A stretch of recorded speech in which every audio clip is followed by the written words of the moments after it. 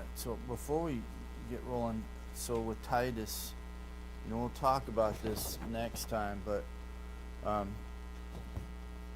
just to sort of get you thinking about the relational aspect of cases and that, when we get into morphology, you have Paulos, right? And then you have doulos and apostolos all sharing the same ending. But what's interesting is that sometimes we don't even think about it, but Paul is addressing, and some translations will render it, I, Paul, am writing to you, Titus. But in reality, in the Greek text, there is no verb at all, right, expressing that action. What expresses it will be the cases. So Paul is in the nominative case. He is the doer of the action implied by the statements that come in the salutation, and then Titus is in the dative case. He is the object or the recipient of the letter. So just as you think through these connections of these terms and that, just sort of think about that. But that's sort of the beauty of the cases, and looking at the different parts of how they put together, that even the relationship of cases can express action without there being action in a sense of a verb form, like apostolos, right? It's a sent one. There is action involved in that term, right? So what it does is that this will factor in your deciding when he talks about an apostle of Jesus Christ.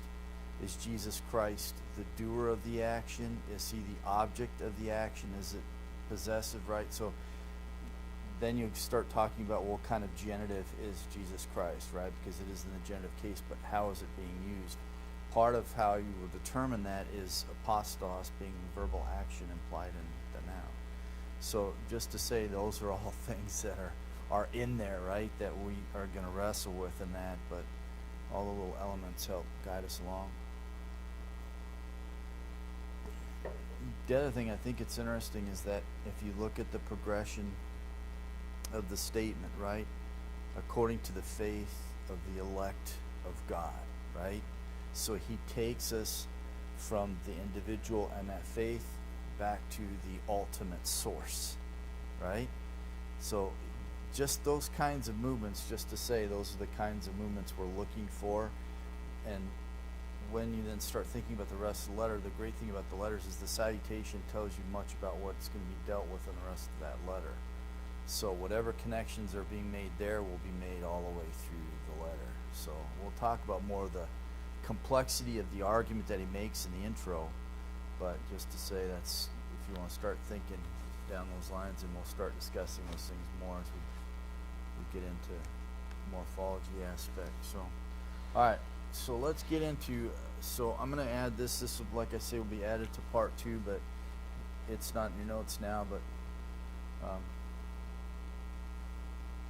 so just sort of let this sit.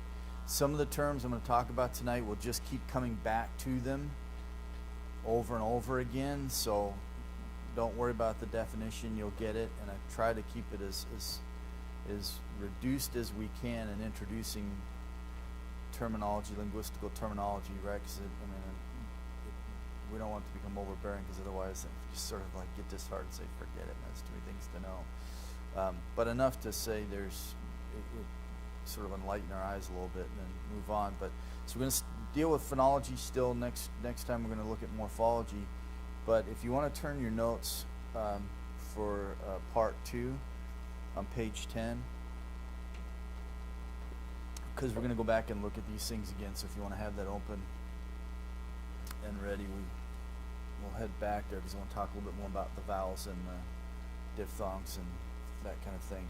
But we've already talked about the fact that phonology isn't only concerned with sounds, but with sound system, right? It's the sounds, but then there are things that reflect that sound, and the letters are just symbols that help give some shape to the sound that's being made with the mouth. And we've sort of already attempted to describe the process of the sounds that are being made, which make up the language. And we're just going to keep building on that. So tonight we're going to talk about some changes that happen. We'll give them the technical term for what they're called, but just so you know that they take place and then you're looking for it in the text.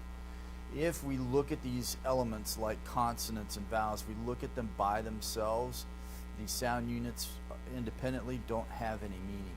They're really meaningless. The only one that really has significance to it is alpha, because you can have, it not only expresses a phonetic sound, right, but it also expresses meaning. So you can put alpha on the front of, prefix it to Delphus or Delphos, right? And if it's an odd Delphos, it's a brother. Delphos is from Delphus, which is womb. You put the alpha on the front of it. It's a copulative in that case, so it talks about fellowship. So it is literally fellowship of the womb. So your brother is a fellowshipper of the womb, and that's what we are spiritually then. And so that's what it does, but it also can then negate. So that's two ways in which it brings meaning to it. But even in that case, though there's meaning with it, it depends on how it's attached to the word, right? So you can have it on the front of a word dealing with theos, right? Atheistic, atheos, right? Or anti, that kind of thing. So you can positive, negative aspect to it, but really what helps determine that is what it's connected to. So even that, it may have some meaning of copulative or privative or negation, but that only really gets borne out when you prefix it to another set of, if you will, phonetic sounds. So in and of themselves, they don't mean anything. When we get to morphology, that's where we really get into meaning. Because when we start putting these sounds and these symbols together, and now we start having meaning and significance. So I wanted to introduce you to phonemes, because really that's what we've been talking about. This is the smallest unit, so we're going to build out from. So we're starting with the smallest unit of the language. We're going to move from phonetics to morphology, which is the bigger units, and then syntax, sentences, and so on to the bigger units, and that's sort of the mindset. So we know where the flow is going with this.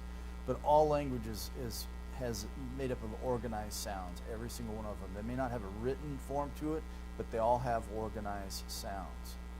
And some weigh heavily on the pronunciation, that kind of thing. Some based on how you put those things together sound-wise is where the meaning comes from. But all other units of language, morphemes, words, sentences, paragraphs, discourses, are ultimately composed of different combinations or recombinations of sound, right? So we begin with phonemes, and then we get to morphemes, and that's when we just start developing further and further. So then it's just the relationship of all of these things together. So when you look at paulos, apostolos, right, or paulos, doulos, apostolos, it's those endings and the connection that makes the connection, the relationship of all of those things together, right? And thus then we have meaning, and now we're interpreting and we're figuring out all that stuff, right? And that's the journey that we allow Scripture to take us on. It tells us where to go. We just follow the clues of the grammar and the language as it unfolds. So technically, the name of these units are phonemes, are just the smallest element of the language to express sound, and then we carry that over. Well, these are the symbols of. So a phoneme is a sound that the native speaker of language knows to be a meaningful part of that language, and that enables him or her to make distinctions between words. So we realize that even when we communicate with each other, if we pronounce something incorrectly, we have lack of understanding, right? So the pronunciation and the phonetics, the sound is very important. But when we talk about phonemes, it helps us to distinguish between what does this word mean and what does that word mean. So already we're starting to get into the realm of significance, right? But again, it isn't until these sound and these symbols for the sound are attached to other symbols of sound do we have meaning, but they help us to distinguish. So phonemes, when you have a native speaker of English language, the phoneme helps differentiate between Bill and Phil, right? The three letters of this are exactly the same. It all just depends on the beginning consonant. That changes the meaning, right? So phoneme, which the B and the F are, these are phonemes. They help sort of differentiate between this and that, right? So the same thing's going to happen. Greek, you're going to have the word bino and phino. For the most part, they're exactly the same when you look at them, and even as they sound, right? But when you look at the first part of bino, it's beta, and then you have phi. One means I go, and the other one is I shine. It's the word we get for manifestation and revelation. It's a part of that family of terminology. So phonemes help distinguish. They are the distinguishing elements in words and help us then to discern then meaning as they're attached to other sounds and symbols or morphemes. So in Greek then we have kappa and chi, and they're both a part of the same grouping, right? Which are gutturals, right? One's a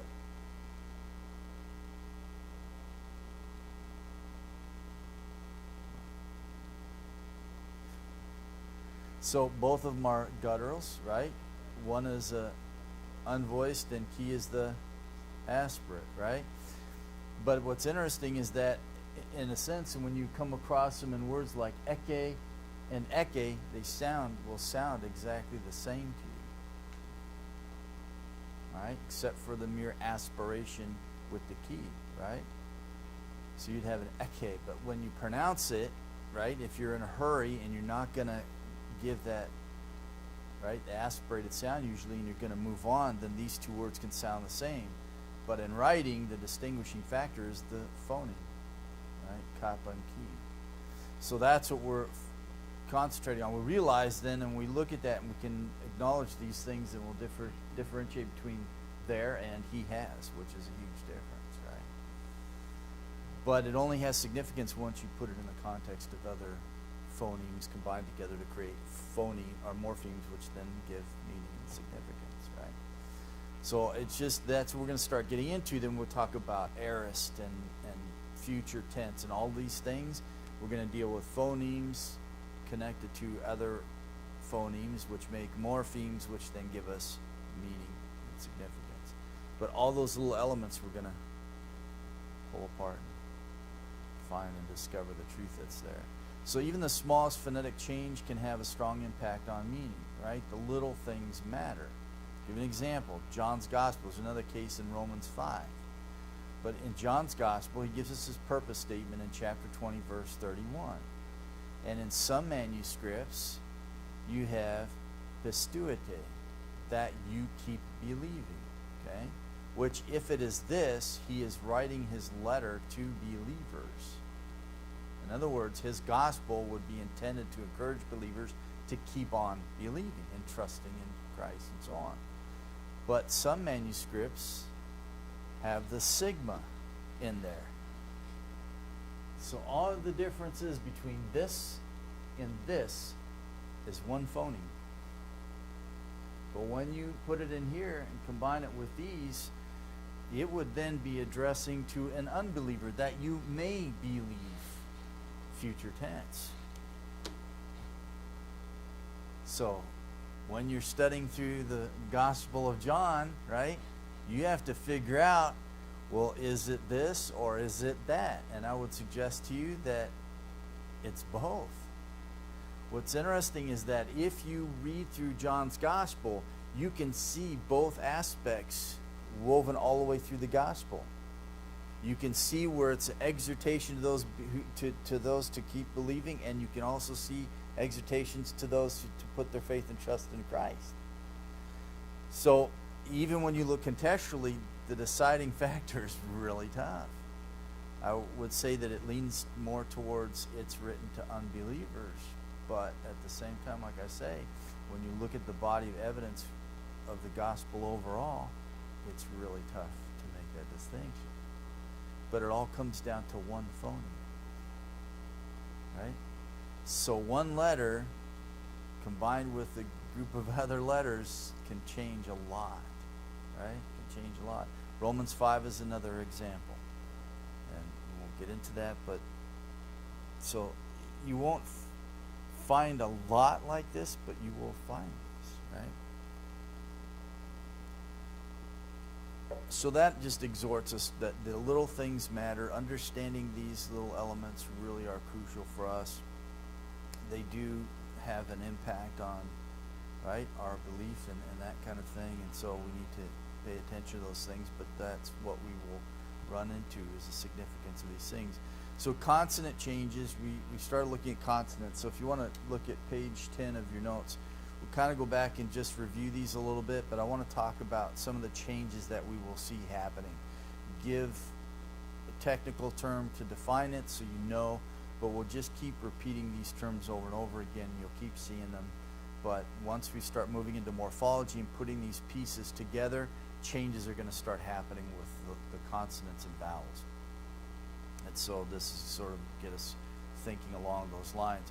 So we began to look at these. We talked about the fact of we're looking at point of articulation, gutturals, alveolars, labials, voice, right? Vocal cords, is it unvoiced, voiced? We have flow of breath, aspirate, sibilant, okay? And when we start then combining these things, changes happen. And we already started to see that when we started looking at the consonants themselves and the combination of certain things. But the most common type of conditioned sound change that happens when it comes to consonants is assimilation, okay? From the Latin mean to make similar. But we're going to talk about there's two different types of assimilation. There is regressive and progressive. The majority of the time you're going to see regressive assimilation. Okay, you're going to have a consonant that follows a consonant that's going to make the one before it change. So it's making the move backwards, right? There are cases where we have progressive assimilation where it moves forward, but that's really rare. So if you just get regressive assimilation in your head, you're good, okay? But the majority of changes with consonants, this is where it comes with assimilation. And there is complete assimilation, and then there is incomplete assimilation, and we'll talk about that. So assimilation occurs frequently in practically every language, right? It happens a lot in English, but we don't necessarily pay any attention to it, nor do we learn our language this way, right? But some of the things that we did learn, they're there, right? So we'll talk about this with glides, but so we have our vowels, right? A, B, C, D, right? So we have our vowels, A, E, I, O, and U, but then we also have sometimes Y, right? Which is a glide. And it flows from one to the next and it connects with the vowel. So there are going to be these connections that we will make and should over time make in regards to our own language and start noticing these things.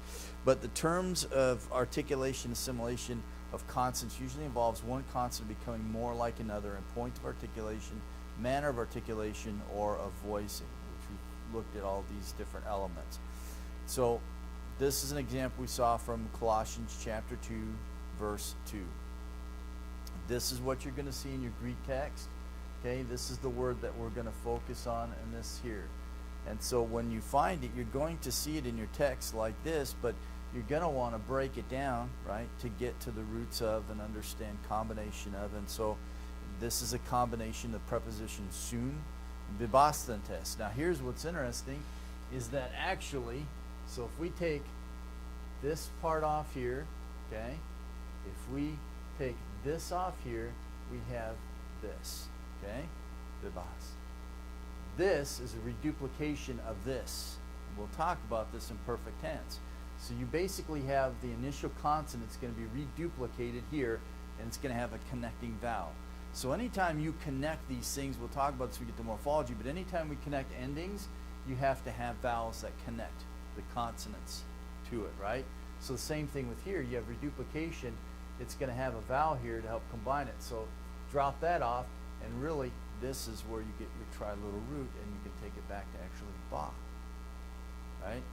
So all of these things we're going to be able to pick it apart, and we'll be able to do that. But this is what we see, right? So we want to get back to all the component parts, and then what's the significance of all together.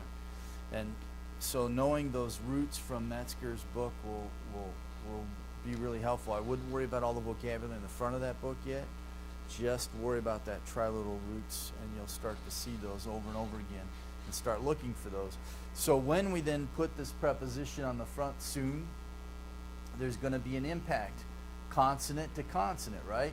So this is regressive assimilation. It is the one that follows that's going to cause the one before it to change, because you're adding this on to this stem over here.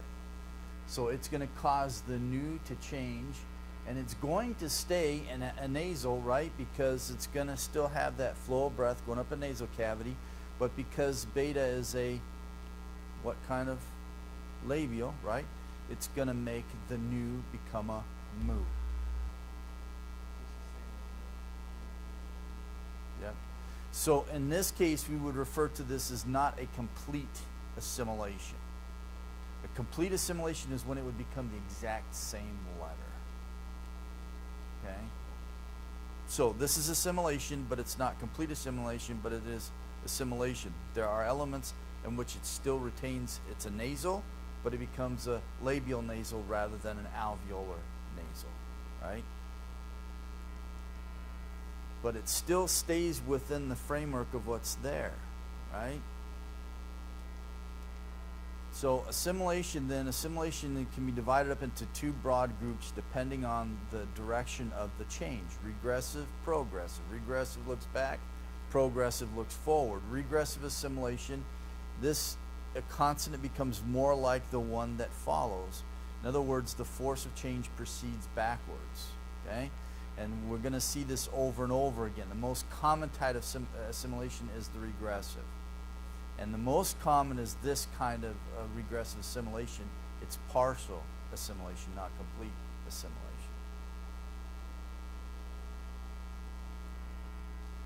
So the English, then, we saw this as an example. The word imperfect is a combination of the root perfect and then the prefix in, right? But because the one begins with a P, it's going to cause the other letter to change. So the change of the N, an alveolar nasal, to a M, which is a bilabial nasal, it's conditioned by the P imperfect, right? And it causes that which is before to change. So that's the fact then that the new or the N shifts its point of articulation and contact, right? Because as labial, it makes the N become it's just easier to say, right? So we see then that it's just the convenience of the language and the speech that makes it happen. So if you carry this over and we start looking at morphology, you can have umpteen lists of paradigms of forms and changes that happen, or you just look for key things, right, and know, right, the changes that take place, and then you don't have to worry about it. So thence we then have imperfect or implant. It is to plant something in, right?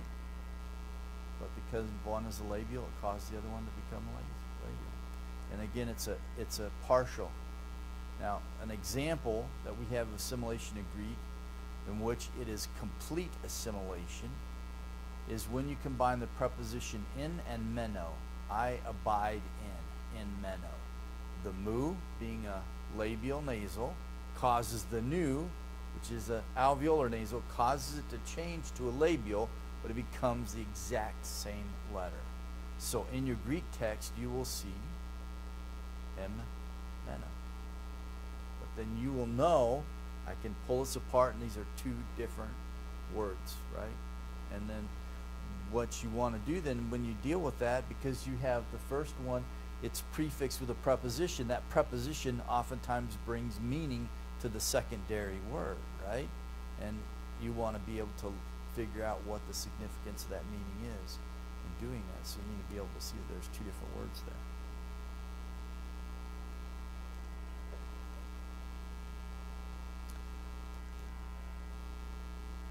So this we would consider a complete assimilation when they become the exact same letter, the exact same sound, right?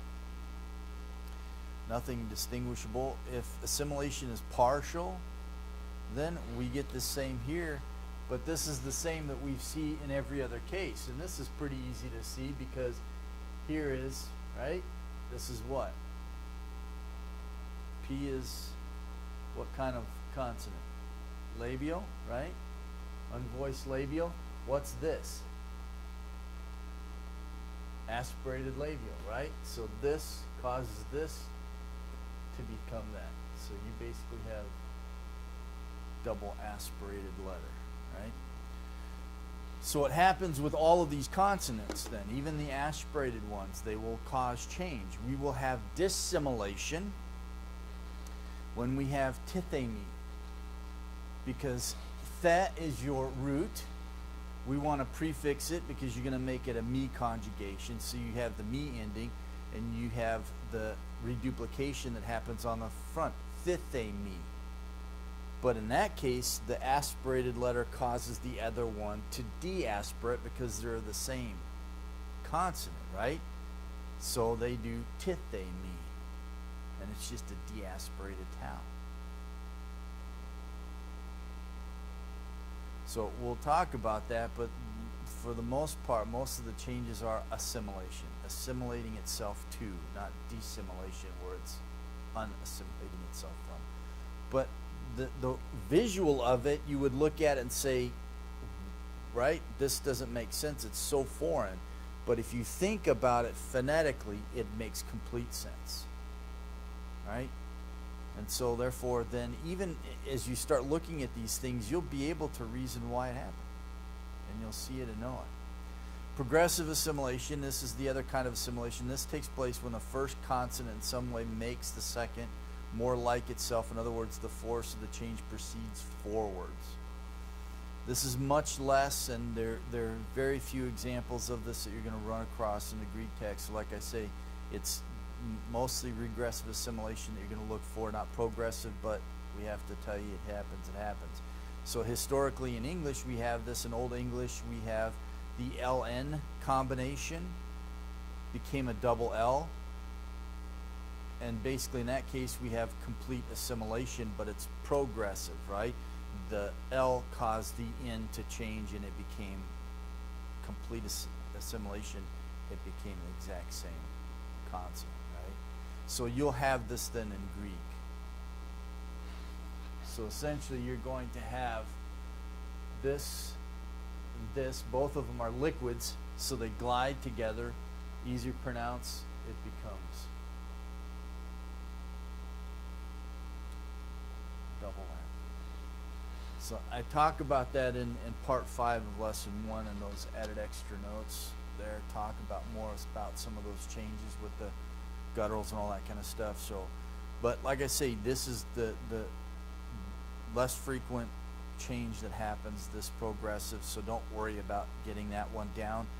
When you get the other one mastered, these things will stand out more clearly. But it is interesting that both of them are considered liquids, which would give you an idea of why, right?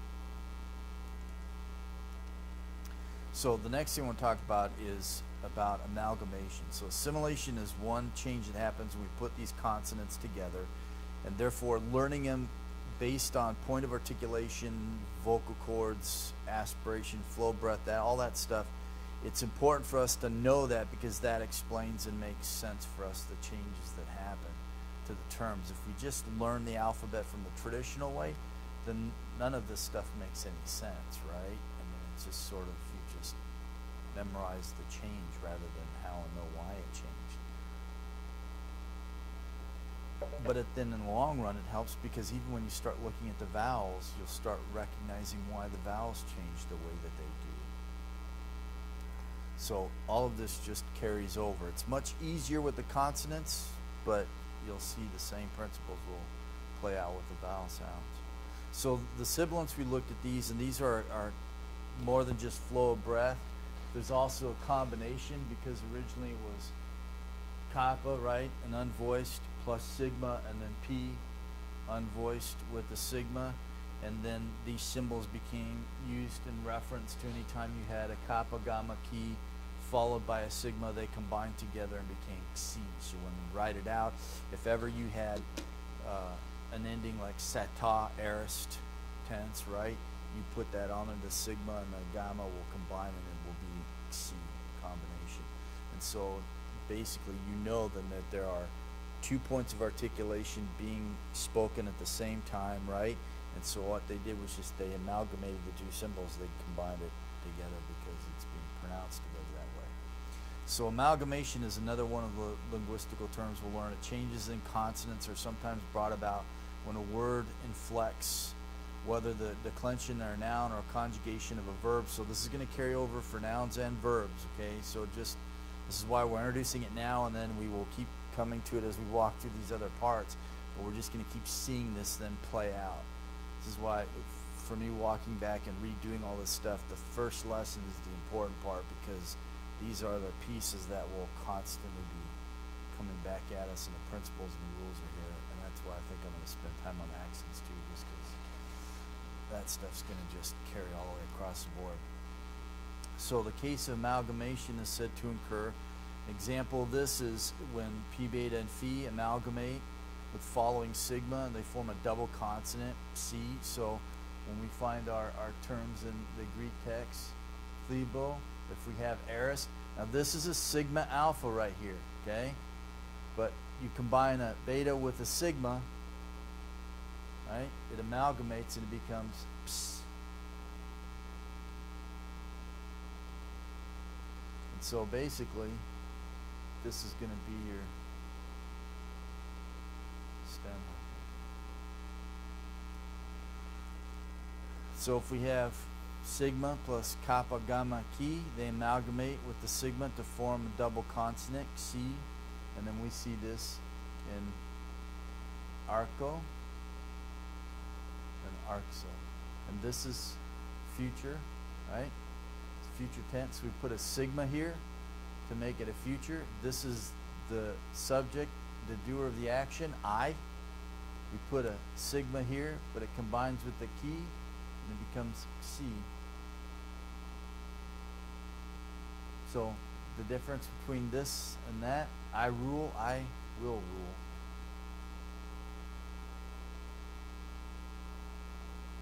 So we have one phoneme combined with another phoneme, right? Combined with another phoneme, and we have meaning.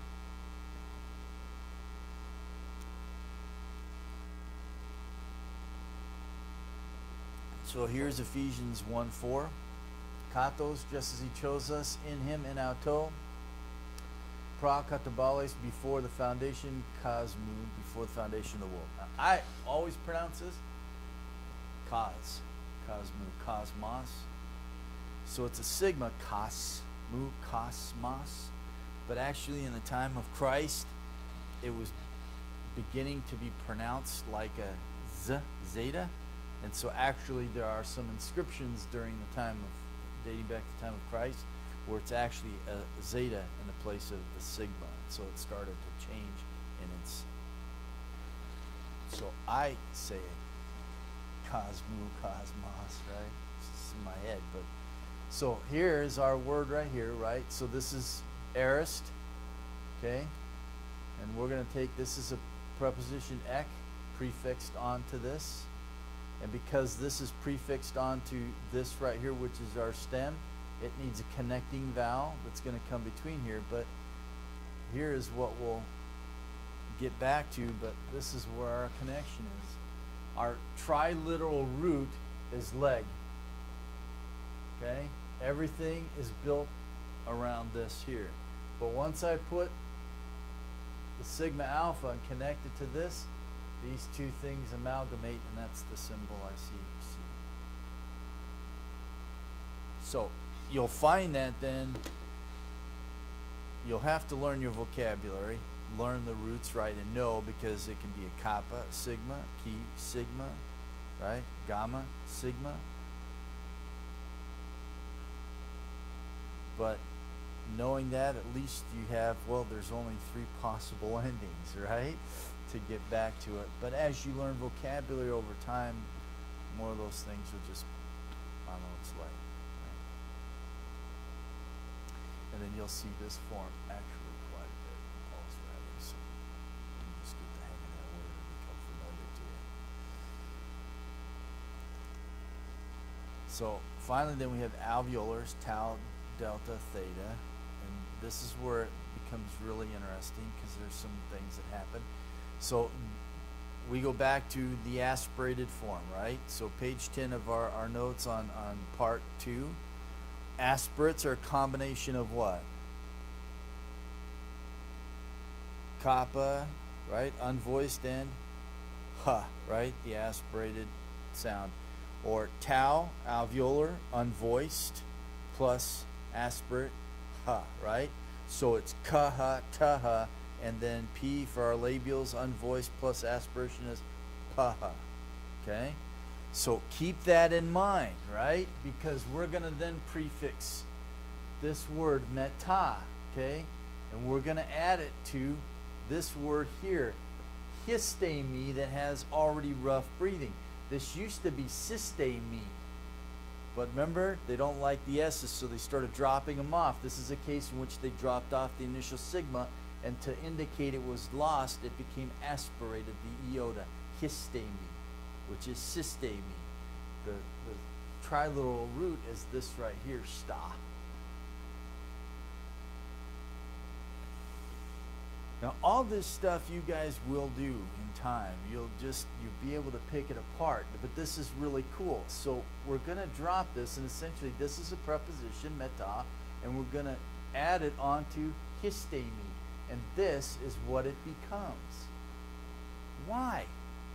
Because tau plus aspiration becomes what? Taha. Thus, the symbol to reflect that combination of unvoiced plus aspiration. So this is what you're going to find in your Greek text. Methistemi.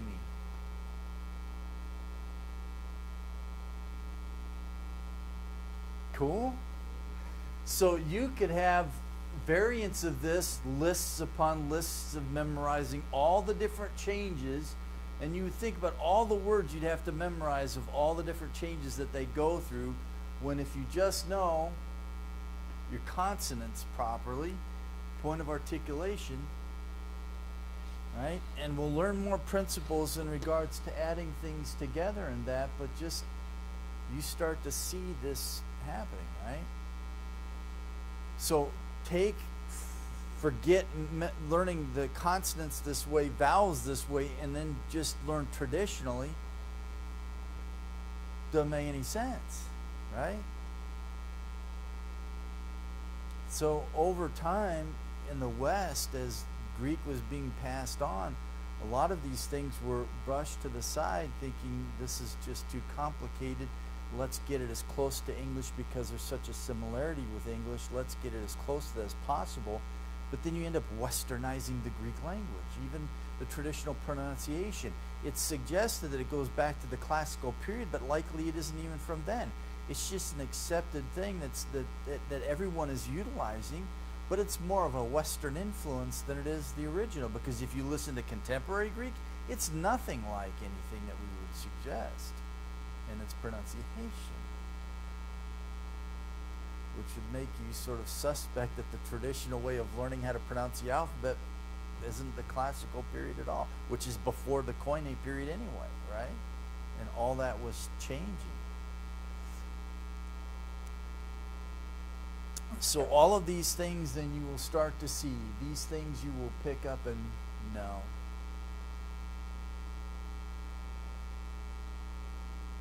Because then when you can get into etymology and start studying everything and figuring everything out, right, this really gets cool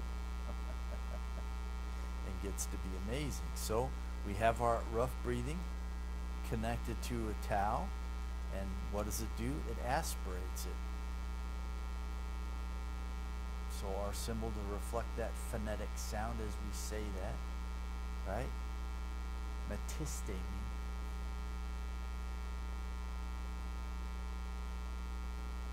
And this is actually original. So I was talking with a brother about this the other day. So we usually learn the me conjugation at the very end in most grammars, and we're going to do that here, but I'll just tell you actually this is where it all started. It started with the aorist, sta, that's triliteral root. And that's what Metzger in his book talks about, right? He tries to sort of give a snapshot of what that looks like. So everything was a triliteral root system. Hebrew was, Greek was, they bore that same element. But you started with the aorist. So normally when we learn verbs, we begin with present tense and then imperfect and so on. But it actually started with aorist. You triliteral root, you had a me ending, so I stand, right? And then you add on your prefixes and infixes and you form your words. But the way we learn it in the West, we're completely backwards. We learn the most important part last, right? And it would actually make everything else make sense in a lot of ways, but just what we do. So I'm not going to reinvent the wheel, but I'm going to just keep telling you these things and you'll see it, right? So this is what my dad did with morphology in his Greek morphology class. Was all these guys would come into seminary and they would be taking beginning Greek elsewhere, was required to have it done before they came into seminary. And then they come in there and they're just wrestling with beginning Greek, and now they got to do advanced stuff, and then you're going to get into exegesis and all of this, and they're just perplexed, right? It just doesn't make any sense to me. So what he started doing was just reteaching them Greek again. But all he did was just started teaching them the principles of what happened, and all of a sudden these guys are just like, oh, now that makes sense, right?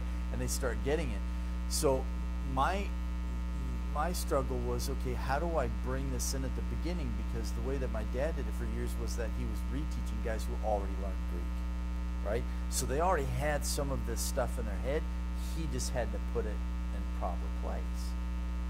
But then my thinking is, how do I go back and do this from scratch and then start into it, right? So we're coming. You're guinea pigs. You're helping me figure this out, because and in one sense I'm trying to follow what my dad did, because I did that beginning Greek. I did it in the summer, 2 months, and I went right into advanced Greek at seminary, and on I went. But if he hadn't taught me some of the things that he taught me and then just left me to pick other pieces up, but all that stuff came, but he gave me the things that were important to go along. So if we take then before sigma, and we have a tau delta theta, they assimilate with the sigma, and originally becoming a double sigma, right? Because tau delta theta are alveolars. And every other one, the point of articulation is different from the sigma, right? So kappa, gamma, chi, we have guttural plus alveolar, x, x, x, right? So I can hit both points of articulation at the same time and make that sound. But when it came to tau, delta, and theta, they all share the same point of articulation with the sigma, and they just basically, they assimilated and became a sigma. And it was complete assimilation, right?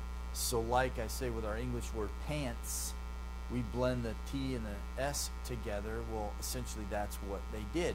So then whenever they would attach something that had a sigma, right, like sata ending for eris, and you added on to something that had a tau, delta, theta, it would just become another sigma, and it would be complete assimilation. And then who needs a double sigma? So then the one just drops off. So we have, in this case, then spudo, which is I hasten, spare no effort. Spudazo, great word. 2 Timothy, you find it a lot. Spare no effort to present yourselves as a, right, proved workman and need not to be ashamed. It's a good word, spudazo. Make every effort. Same used in Ephesians 4 about living out the Christian virtues and graces. Spare no effort. So if we make it then a future, right, sigma, delta in this case, it just assimilates, becomes double sigma, and it's spuso. So you're going to find this, right? You have zeta, which we said in the middle of words has a D, right? S sort of combination, delta sigma. So zo, right? But any other time you have a delta and a sigma, it's going to assimilate, become a sigma, and then we just have the sigma left over. Spuso. So this is what you're going to find in your Greek text. This is going to be your stem that you're going to look up in the dictionary, right? If you don't know the word already. This letter right here can be really tricky if you don't know that it assimilates to this one right here. Right? So again, assimilation is one of the main factors of change. Regressive assimilation, predominant, right? Even when it comes to these, we have assimilation across the board in so many different ways. Some partial assimilation, right? It's a nasal, but it's a labial nasal, so on. Or we have complete assimilation. In this case, it would be complete assimilation. This tau, delta, and theta would just become another sigma.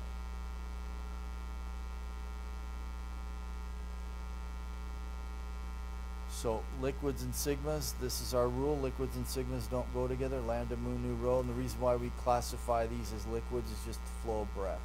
And they just, right, smooth when you say them. Right, it's that, and they're actually laterals because your tongue fans out. Right, you can feel it push out. So that's, and that directs the flow of breath as you're saying them. So in this case, we have loss of consonants, right? Liquids and sigmas don't go together. So we have, this is where we learn about our spurious diphthongs that aren't true diphthongs, right?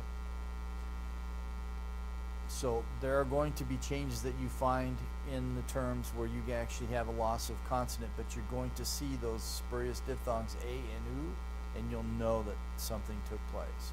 So two significant points in this is the loss of the sigma. This is commonplace in the Greek language, and so there's a lot of effects for this happening. The first is the loss of intervocalic sigma. So I talked about systeme, the loss of the sigma at the beginning of the word. It became aspirated. Systeme became histeme, right? So in this case, intervocalic sigma. This word you'll find in Ephesians. But just, in 1 Corinthians, but here's what's interesting. So here you have a vowel, here you have a vowel. So in the language, it began to do this, drop off the sigma in between these vowels, okay? Whenever you lose a consonant, it has to be compensated for, okay? Compensatory lengthening. This is the word you're going to find in your Greek text, epino, okay? And in this case, we have this with this joining, and it becomes the elongated, and therefore the accent rests here, right? And omega is always long, right? And epsilon is always short. So know that for next time we're going to talk, right? Vowels, long, short of it. So because omega is long, it wins out over the short epsilon, and they just join together and become epino.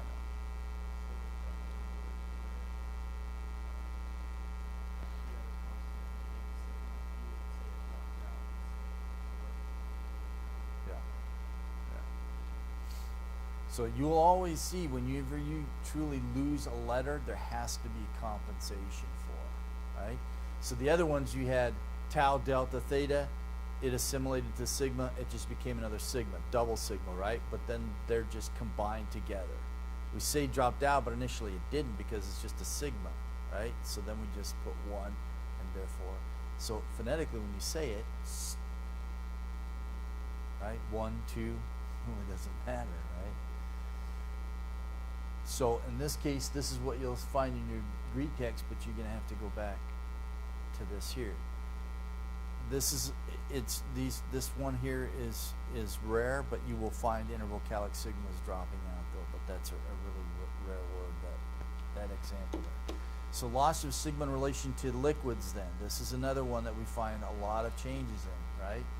So here is our sigma attached to a word that ends with liquid, right? They don't go together. So one is going to drop out. In this case, it's going to be the sigma. Compensatory lengthening. This is our spurious diphthong. The only time you see A and U is because of compensation or contraction. Most grammars will tell you that it's a diphthong. They're not true diphthongs. They ceased to be long before the time of Christ. So whenever you see that something was lost, a consonant was lost, that vowel was lengthened. So same with this. Apostela, right? Here's our sigma attached to a liquid. In this case, the sigma drops out. We have compensatory lengthening for the loss of the consonant, and there's our spurious diphthong. So when I see this over here in my Greek text, I know it was this.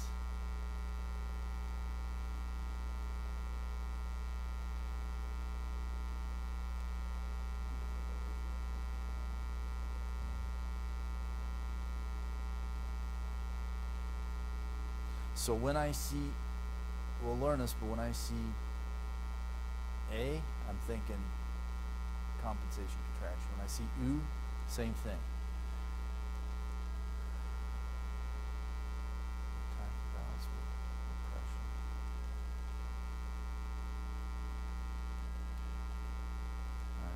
this. This is just review. Go back and look at this. So the main thing about with vowels, okay, and this is all in your notes so you can.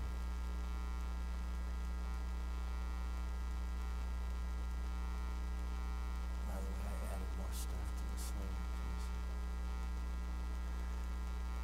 I'll show you something. So here's the diphthongs, right? So traditionally these are what are considered to be proper diphthongs. I, ow, oi, you, we. And then these ones here are improper. You have the iota subscript.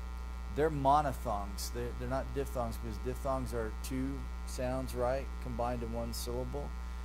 These ones, the iota isn't pronounced at all. It's completely lost. But the symbol itself was tenacious and stayed. So they dropped it down and put it underneath these particular vowels. We'll talk about this because that helps us for accenting. Why? So they're there. All right? But understanding diphthongs is important because every true diphthong ends with a glide, iota upsilon. And we talked about this last time that they had that sense of they had a vowel significance, but they also had that consonantal significance. Like we looked at Y and W in English, right? Owl, yowl, right? And that kind of thing. So the iota and upsilon are used to form the true diphthongs, and a true diphthong will glide into a Y or a W sound, okay? So we have I, ow, oi, ew, hui. And in this case, you have two glides put together, right? But there's a hua, ya sound, hui, okay? But all of them, a true diphthong will end in a Y or a W sound. A and U don't do that, okay? So A and U are not true diphthongs. They cease to be before the time of Christ. When we find them are by compensation and contraction. So we don't learn them as being diphthongs, and we'll call them spurious diphthongs, so we can just keep that way. So we have proper diphthongs here. We have spurious diphthongs there. And then we have a case of improper diphthongs, and it's just two vowels, eta, omega put together, and so on. Don't worry about learning those. It's not going to affect you at all, right? So whenever we find these spurious diphthongs, A and U, by compensation and contraction.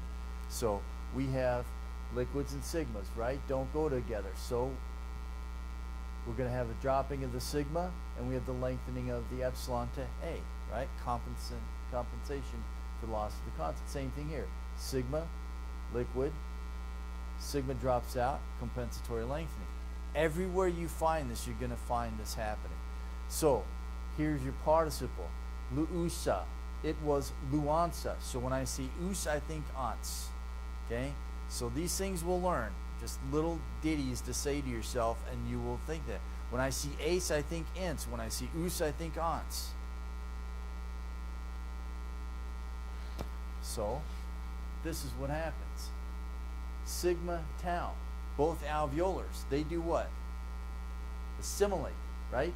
Becomes a double sigma, which then becomes a single sigma. It's the same letter, right? Liquid or sigmas and liquids don't go together, right? So then in this case, we drop this, and we have compensatory lengthening, and we have luusa, right? So here's your participle. So we learn how to make participles. Antas, anti, anta. But here is uses, use, usan. But all it is just compensation, right? We have a sigma that attaches to the new tau. Assimilation. Liquids and sigmas don't go together. Nu drops out, compensatory lengthening, and we have luuses. But it's all nu tau ending.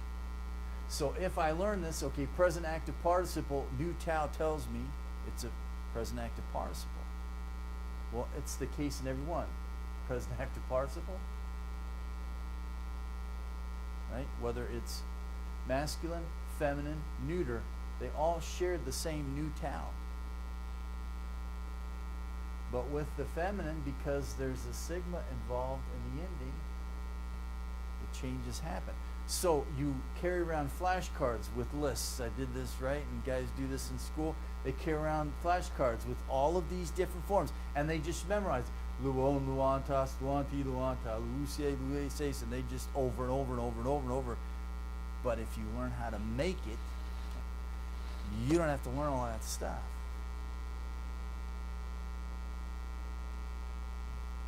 But it's the same. So we'll see this with articles. Article tus, tau, omicron, upsilon, sigma. Tus originally was tons, omicron, nu, sigma. Liquids and sigmas don't go together. Nu drops out. Compensatory lengthening, we have tus. So you'll learn the paradigm and you'll see these are the articles. One of the articles is tus, but it was tons. So whether it's nouns, whether it's verbs, whether it's articles, you're going to come across the same thing. A and U are not true diphthongs. They're there by compensation or contraction. When I see them, something dropped out, some consonant dropped out.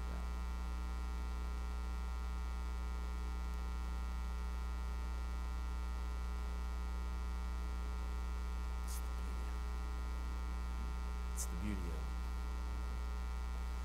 All right, so next time we'll come back and we'll look at Titus. We'll start talking about syllables and breaking down the syllable. How do I read a word, do it that way, and we'll talk about accents and that kind of thing.